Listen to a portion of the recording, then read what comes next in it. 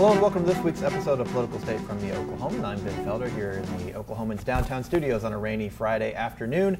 Joining me today is the Oklahoman's politics crew, Justin, Chris, and Dale. Gentlemen, good afternoon. Hey. Good afternoon. Well, today we are going to do a little debate preview. The Oklahoman is hosting this Monday at 6:30 a debate between the Democratic and Republican nominees for Oklahoma governor, Kevin Stitt, Drew Edmondson, are going to be battling it out. Chris, you're going to be moderating this debate. And gentlemen, I'll just throw out for this first question, what are you most interested in seeing from these candidates as we are, kind of getting closer to that November election? Well, what I'm interested in seeing, mainly from Stitt, is some refinement of his positions on things, and that's what hopefully we'll be able to get to. I mean, there are clearly differences on major issues between these two guys. So I think the best thing to come out of this would be to nail down mainly Stitt on some things. In what particular? What are some topics that you feel like this? Education, for sure. Mm-hmm. I mean, he was among the Republican candidates this year who wanted a teacher pay raise, but then didn't want the tax package. Mm-hmm. So it was quite obvious that teachers were not going to wait any longer for a pay raise. Yeah. So you can't. It's tough to argue. Well, now you've got all this revenue rolling in. Well, they didn't have access to that revenue when the teachers had voted to go on strike. So that would definitely be one area where I think you have to.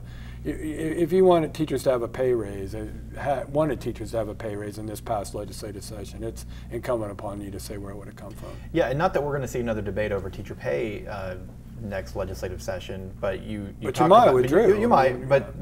about this idea of, I want teachers to have a pay raise, but I'm not for the taxes to approve it. Dale, we saw a lot of lawmakers that cost them this summer that took that position. That's right.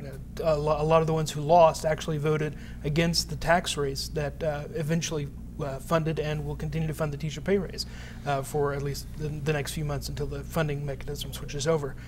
What I'd like to see in this debate is whether Kevin Stitt goes on the offensive against Drew Edmondson. There's a big target that Edmondson is kind of waving around right now, and that is his stated support of more tax increases. Mm-hmm. And he's not been shy about saying that. And I'd like to know if Kevin Stitt's going to set the tone of this fall campaign of it being about taxes and sort of against the Edmondson tax plan. Is that the tone he's going to take, or is he going to talk more about himself? Yeah, and we've talked about this before in previous episodes that, right now the economic climate is trending up in Oklahoma, and maybe that's an advantage for someone like Stitt who's saying, hey, we don't need more taxes. We're going to have some extra money we just need to spend that money wisely. But to your average voter, do you feel like it feels like the economy is going up? I mean, we see these reports about state collections and stuff like that, but do you think voters are still kind of feeling like the state needs more money and maybe more taxes is the way to go? I have no idea where the average voter stands on taxes anymore. I thought I knew. I thought I understood this state as an anti-tax sort of state, and I'm not so sure anymore. Opening it up to the other guys, but when you see these legislators who are anti-tax for so long running into problems in Republican primaries, I'm kind of up in the air myself. I'm not sure where the average voter stands. I agree with that. Dale said something interesting before we came on about the House District 82 race, and one of I guess the eventual winner of the Republican primary. They're talking about how voters' views evolve during that primary season, and I think that's what you're going to continue to see. I mean, I'm not sure that everything a voter felt voting on August 28th or June 26th is going to be a major factor in how they vote on November 6th. Yeah, that's a great point. I mean, a year ago, we were in a special session, or at least about to be in special sessions, to try to fix this budget hole. Teacher pay was a big issue, but the legislature just didn't have the votes to push it through. Now, part of that was some political gamesmanship. Democrats were kind of standing in the way.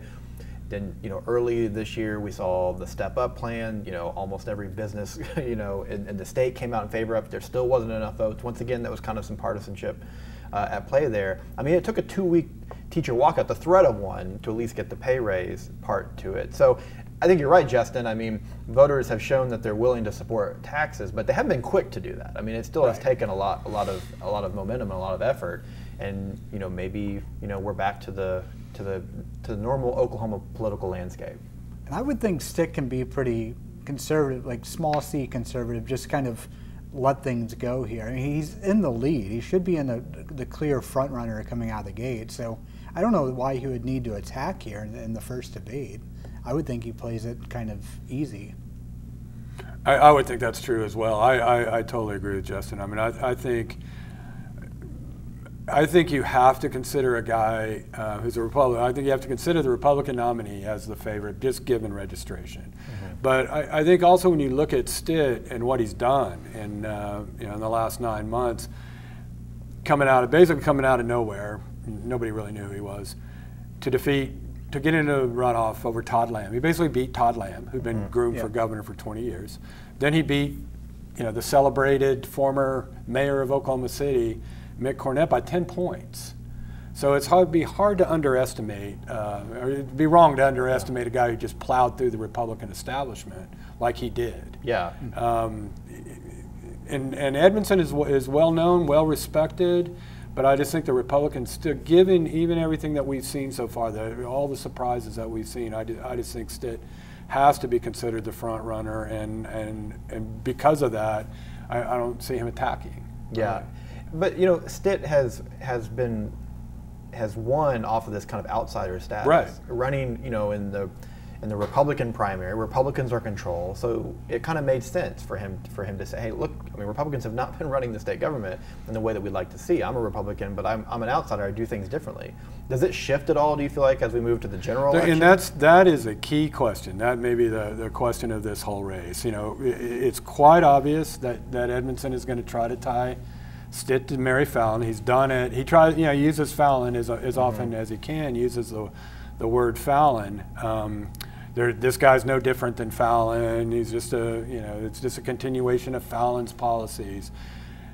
But Stitt has no connection to the establishment whatsoever, no connection to Mary Fallin. And in fact, Edmondson's closer to Fallin in some of the big issues this year. I mean, the tax package, guns, she vetoed it. So that's his job. That's his task. I mean, that's what he's got to do, is make people think that Kevin Stitt is another Mary Fallin. I don't know if he can get it done. Do you think Edmondson takes a cue from Cornett and tries to go after his some of the controversy with his mortgage company? I mean, we'll see. Maybe attack on that. We'll see. I don't know. And what we also don't know at this point, we'll know a lot more probably in early October, is whether national money comes in. And I would think that if the Democratic Governors Association does not get involved, that would be national money, National Democratic Party money come in to help Edmondson, that's a sign that they don't think it's winnable. Yeah. So that's a huge, something that we'll really be watching. I contacted the RGA and the DGA this week about whether they're going to commit resources, and neither of them would return my calls. I mean, they're watching it, I think, is the point. They're not going to make some kind of, yes we are, no we're not. If you're the statement on that. Well, if you're the Republican Governors Association, I mean, it kind of makes sense in a way, because you're like, well, this is a solidly red seat. We're not, we're not sure that we have to necessarily spend a lot of money. I'm a little surprised. I think they'd wait. You're right. I think they'd wait to see what the Democrats. I'm a little surprised for the Democrats, though. I mean, if this truly is we're not. Well, that's what I'm saying. Oklahoma's not a toss-up, right? But I mean, I think we've talked about before. I mean, I think this race is going to be a little closer than you would expect, just looking at the the voter demographics of Oklahoma, especially with the. But it might not be. But I mean, it might not be. And that's why the Democrats might not get involved. That's why I think early October there's going to be polling done, not just necessarily public polls, but internal polling done that will decide whether the Governors Association gets involved, because they may decide it's not going to be close. Do you think this is simply going to be an election about turnout, which side gets most turnout, or do you actually feel like does Edmondson have a chance to pick up some Republican voters, or I mean? What do you think this is going to come? I'm curious, what do you think this is going to come down? Where would he pick them up, do you think, Dale? Eastern Oklahoma. That's about it. Edmondson isn't very well liked in Western Oklahoma. He was the face, like you were saying, of the right to farm vote a couple years ago. The opposition to the right to farm vote. That's right. And the entire western half of the state basically voted against what Edmondson was talking about. So I don't think he's going to get a lot of votes out west. Where Edmondson might pick up Republican votes is going to be in maybe the urban areas and the place where he's known the most, where his family is known the most, in northeastern Oklahoma. Yeah, but do you think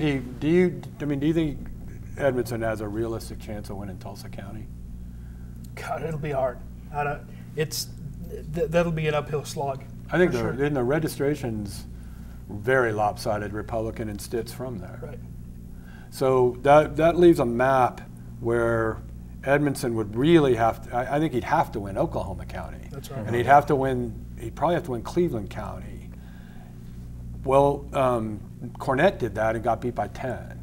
Mm-hmm. So, and I think Cornette won Oklahoma, Cleveland, Canadian, and then some other counties around, and still lost by 10. Right? Yeah. So I don't know it's not like I sat down with them or anything, but I don't know the map that they're looking at how they win this thing. Yeah, and you're talking about some areas where we've seen some Republican incumbents, fall this primary season, mainly we believe because of their anti-tax positions. But it's important to keep in mind, so far we've only seen primary elections. So this voter revolt has really been taking place inside the Republican Party. Right. And I know Democrats have celebrated some incumbents losing their seat, but that's not because the Democrat won, because it's a primary. It meant, in a lot of cases, a more moderate Republican one. And what I'm really curious to see is when you look at some of these races, like in Cleveland County and northern Oklahoma County and Edmond and Deer Creek in the suburban areas, where the moderate candidate appeared to win,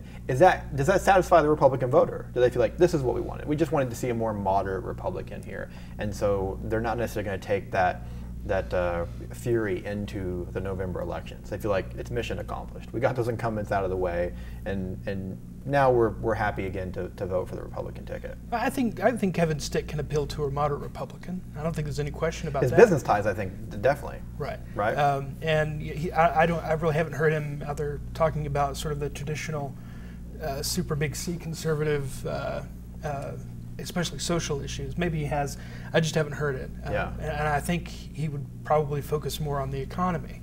And that's what appeals to a typical voter in Oklahoma, is someone who agrees with them about the economy and where the state should be heading on that regard. Another thing to think about, as we get closer to November, a lot more people are going to be paying attention to what candidates have to say.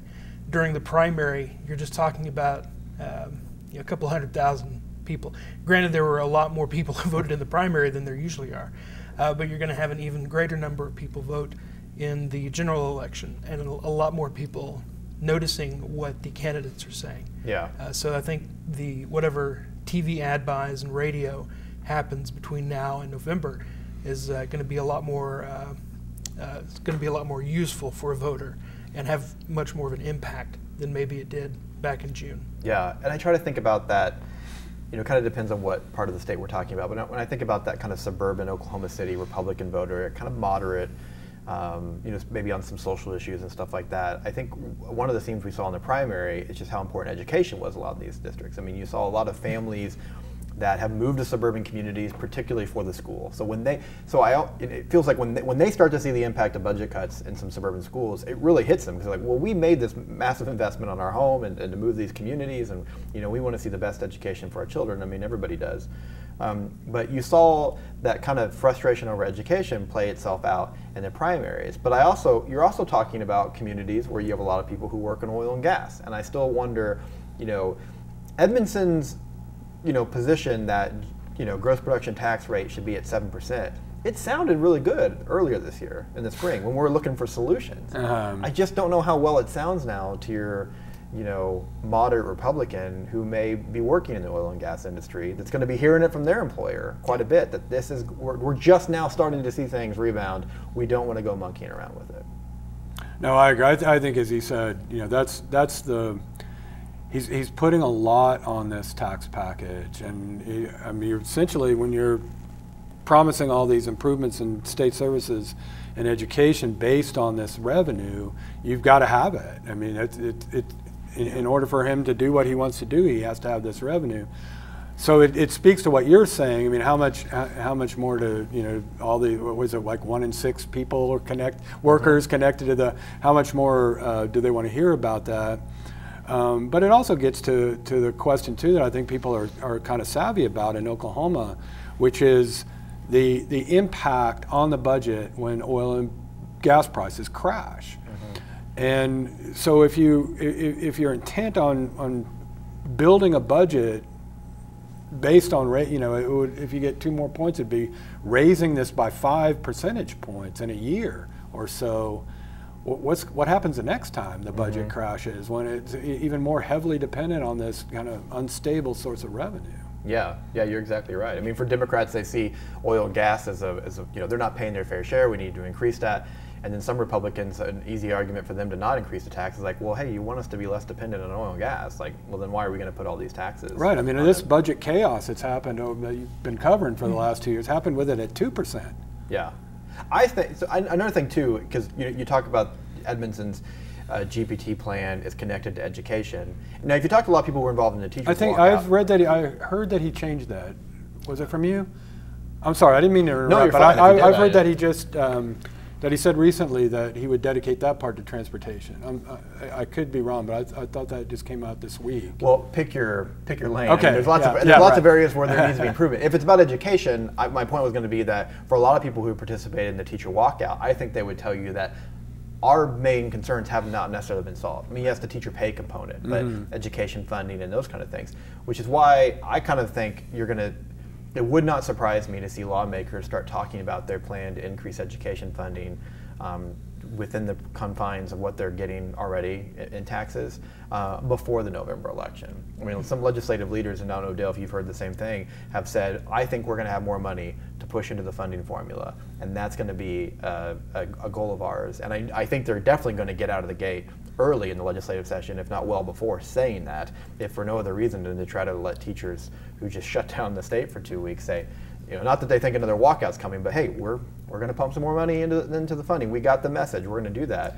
You might hear some of those messages before the election, which would be good for Stitt. Yeah, I think you probably will, but you're also going to have something on the November ballot that says, that asks voters, are you okay with allowing your local school district to raise bond money, essentially, or not raise bond, but pay for school services out of ad valorem taxes, property taxes, instead of using that money which is traditionally used for, say, building a new facility, sort of capital expenses, so to speak. Instead, use that for the operation of the school.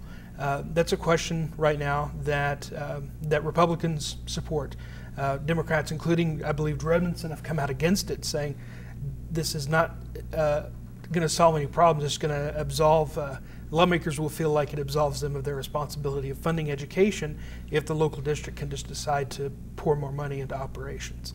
That's what we're hearing from Democrats, and I think of course OEA believe is against it as well. With the same reasoning, but people who are regular voters who may not be teachers or in the education community may think that, hey, this is a great idea, especially if you live in a wealthy district like northern Oklahoma County. Yeah, if you're a supporter of the state question, the biggest thing you can say is that this just gives more local control, right? Local control. I mean, that's a popular phrase here in Oklahoma. The voters still care about local control, Justin. I don't know where they are on taxes, but I think Oklahoma voters cares about local control. I agree. So what is? I mean, I would expect that Edmondson is going to talk about his tax plan. What other issues do you think that Edmondson's probably looking at Stitt as being vulnerable on that we might hear from him on Monday? Experience. Yeah. Edmondson is a veteran, so he's a literal veteran in the military, but he's also a veteran of politics and a veteran of Oklahoma government. He's been doing it a long time. He's had a little bit of a break, but he remained slightly in politics with the campaign against the right to farm state question a couple of years ago. But one of the interesting things that one of his supporters, David Warren, was talking about, essentially called Kevin Stitt a child. You know, why do you want a child running the state when you have someone like Edmondson who knows how things work, who's been around a long time?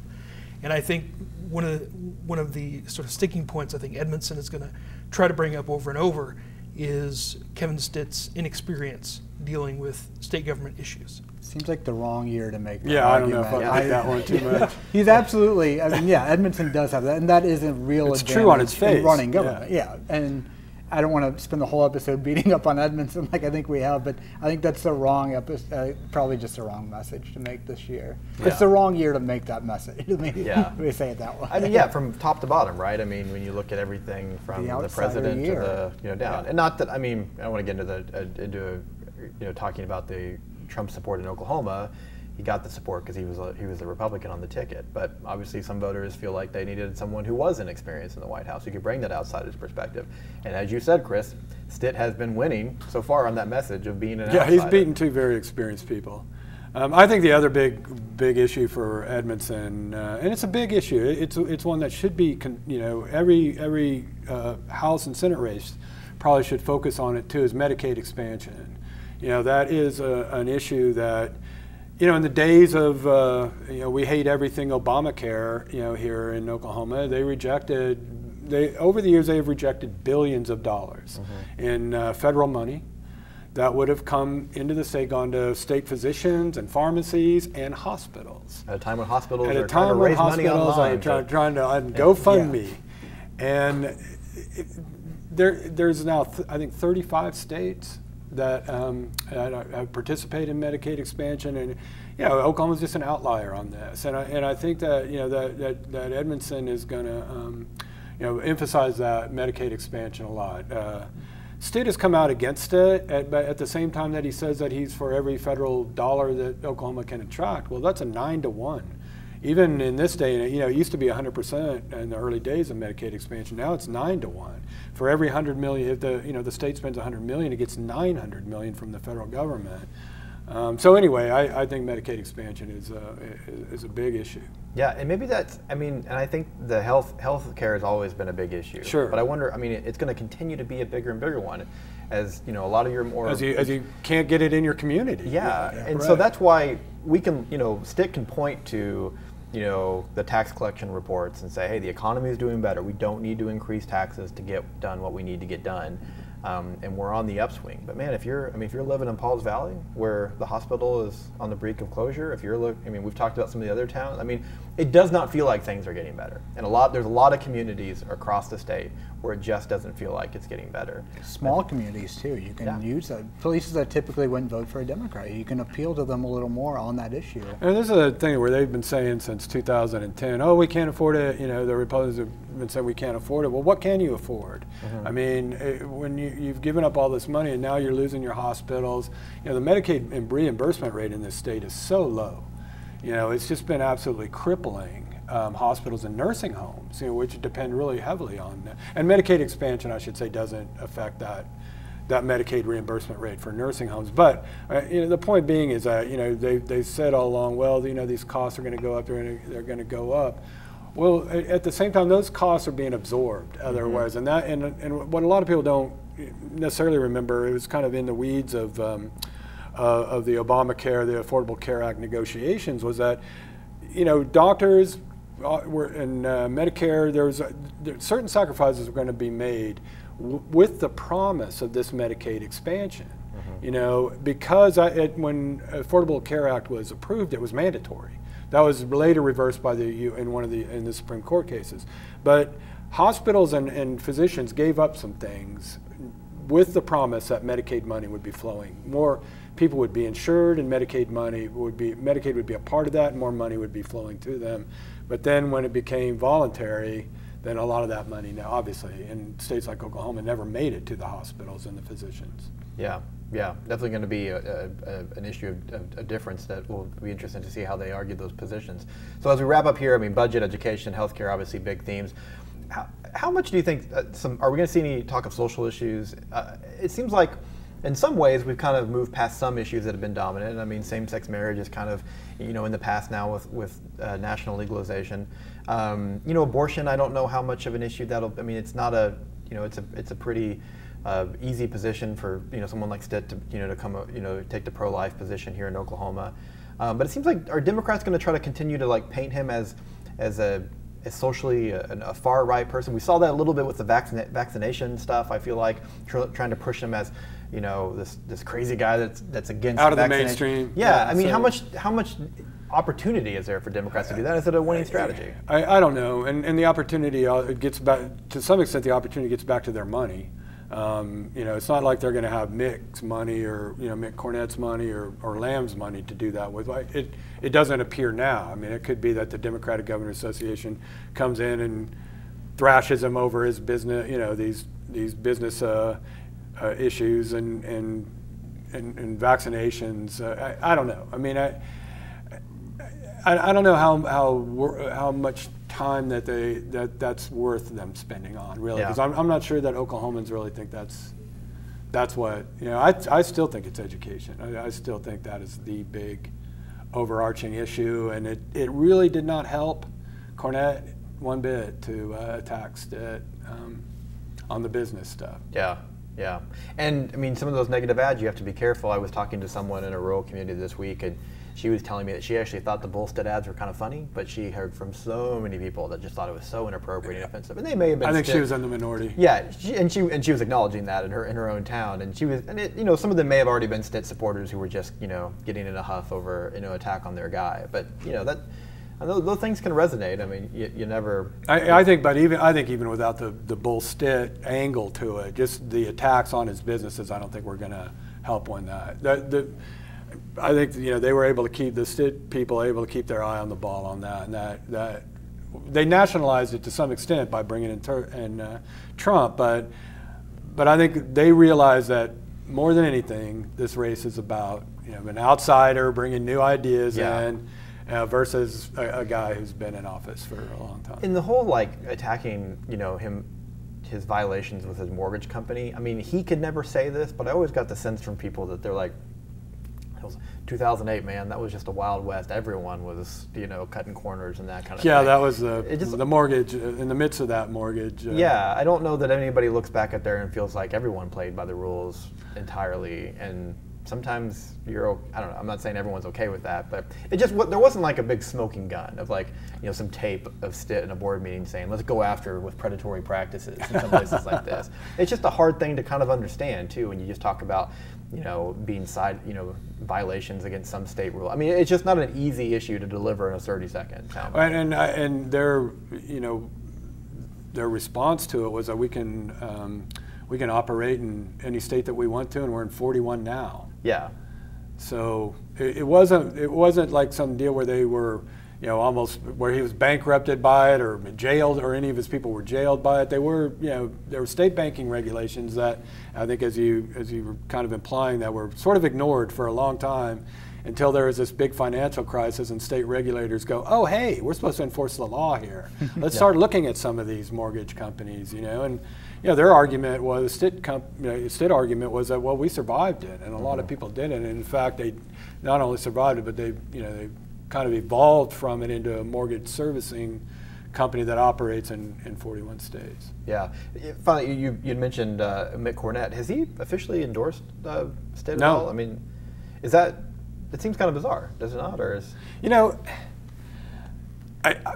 it's unusual, and I think Lamb only took the step of saying that he endorsed the ticket, right? I mean, I don't think he came out and embraced Stitt. And I actually don't think the Stitt people much care. You know, they blew through these guys. They didn't get the funding from the establishment. Never got the embrace of the establishment. I was telling somebody, it kind of reminds me of that old story about Huey Long, the Louisiana, the kingfish. Yeah. And I don't know if it's apocryphal or not, but it's supposedly, during his governor's race, he gathered a bunch of people together and said, if you're with me now, you'll get a big piece of the pie. Get with me a little bit later, let's say in a runoff, you'll get a smaller piece of the pie. And if you never get with me, you get good government. So I think Stitt's probably attitude toward a lot of these people is, well, I'm going to give you some good government. Yeah. Is that, I mean, he is rocked the Oklahoma establishment, at least when you look at the people he was running against. But has that, Dale, has that played out further past the elections? I mean, if Stitt were to win, do you think is he showing up at a Capitol where, you know, and the way that Trump arrived in D.C., where you have a lot of the establishment feeling like, oh, I don't know about this guy. I mean, I feel like he probably can get past that pretty easily. But I think he can get past it a lot easier than what happened on the national level. But I think that establishment Oklahoma Republicans need to realize that right now Kevin Stitt is their guy. A lot of people sort of joined the Trump train a little bit too late, and you know, they were either made to look like fools or suffered from it because they may have said, oh yes, we support the president or we support our nominee, but they didn't sort of outright support him. Kevin Stitt is a leader of the Republican Party right now, whether the establishment likes it or not, and it could hurt him if he becomes governor and doesn't have the full-throated support of the legislature. But I think people in the legislature and establishment members of the Republican Party really probably owe it to themselves to take a look and decide whether they want to give that support. I would say this about the legislature. Stitt has been reaching out to these legislators throughout this whole campaign, and apparently last week he met with all the leadership. He met with the speaker, met with Eccles, met with the majority leader, met with Greg Treat, the incoming Senate leader, and I think he's been calling them all along, consulting with the behind the scenes. Yeah, you know, I would run into him every now and then. Some of the legislators on the campaign trail, ran into some in Chickasha, ran into some in Duncan. So this is it's not like he's going to show up and hey, how are you doing? I'm Kevin Stitt. You know, he's been out behind the scenes, and that's kind of what he pitches about himself, is that he does reach out for input to for all of these different viewpoints. And you would know this better than I, but I mean even his campaign team, it's not like they're all outsiders. I mean, he's got a pretty established campaign some of them. Team. I mean, at least enough to where it's not like he may be a novice to politics, but he's got people around him who aren't. Yeah, and I think too that, as I said, I mean, he's trying to get these relationships built before he even gets there. Yeah, and that's a smart move on his part. Yeah, yeah. I mean, he's this outsider. It's very easy to say, compare him to Trump, and I'm sure he appreciates the Trump endorsement in some ways, but I mean, other than the fact that he hasn't been the most aggressive voter in past elections, and that he's never run for office, I mean, the comparisons are between him and Trump that's where they kind of end. I mean, a lot of the hesitation that a lot of Republicans had to support Trump during the primaries 2 years ago was really just because of the way he conducted himself and the things that he said. We haven't seen that from Stitt. So comparing him to Trump, I mean, really it's just the fact it's just the fact that he's an outsider, and but it's going to be a lot easier for people to be left out in the cold in the Oklahoma Republican Party than it is on the National Republican Party. There's a lot of space to be filled in the National Republican Party, but in Oklahoma, if you're not in the circle, there's really nowhere for you to go. There's not much for you to do if you're not in that circle, and that includes the Republicans in the state capitol. Yeah, there's going to be a lot of outsiders in this new legislature.